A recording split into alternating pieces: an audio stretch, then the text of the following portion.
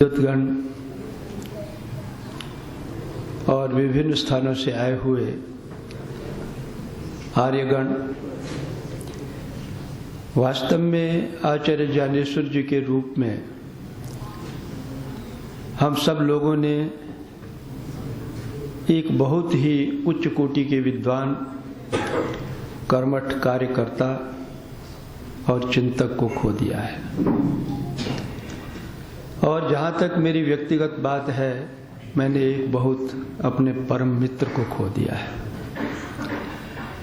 वास्तव में जो जो भाव उनके बारे में व्यक्त किए गए, ये वास्तविकता थी। उनमें एक ऐसी ऊर्जा थी कि जो भी उनके मन में कोई अच्छा कार्य, कोई अच्छा संकल्प उठता था, तो उसे पूर्णता प्रदान करने के लिए वो पूरी शक्ति अपने लगा दिया करते थे।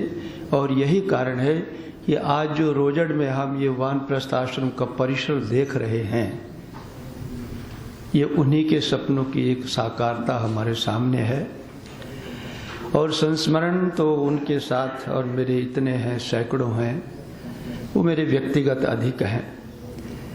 क्योंकि अभी दर्शन महाविद्यालय या वानप्रस्थ की कल्पना भी नहीं थी।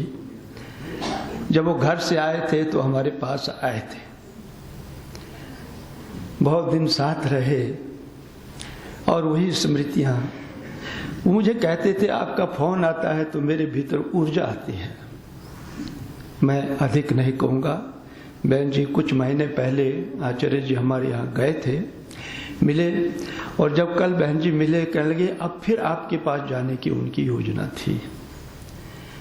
और इतना कार्य एक व्यक्ति कर सकता है, ये उन्होंने करके दिखा दिया। मैं तो ये मानता हूँ।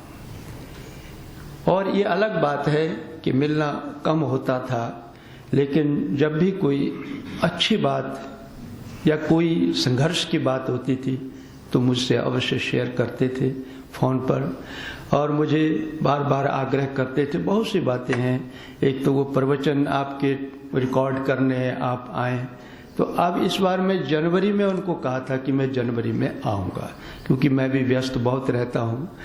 तो ऐसे इतने संस्मरण है कि मैं उन्हें अधिक व्यक्त नहीं कर पाऊँगा। लेकिन सचमुच ये आर्य जगत की बहुत बड़ी क्षति है और मेरी व्यक्तिगत भी क्षति है। लेकिन हम ये संकल्प लें कि वास्तव में उनके भीतर जो कर्मठता थी, सज्जनता थी, विनम्रता थी, सेवा भाव था, और अभी लोगों ने कहा किसी को किसी प्रकार का सहयोग देने के लिए वो इतने लालायित रहते थे, तो उनके गुणों को हम अपनाएं और उनके जो कार्य उन्होंने प्रारंभ किए हैं उन्हें हम भी बहुत परिश्रम के साथ सार्थकता प्रदान करें। मैं उनको स्मरण करते हुए अपनी श्रद्धांजलि देता हूँ। ओम।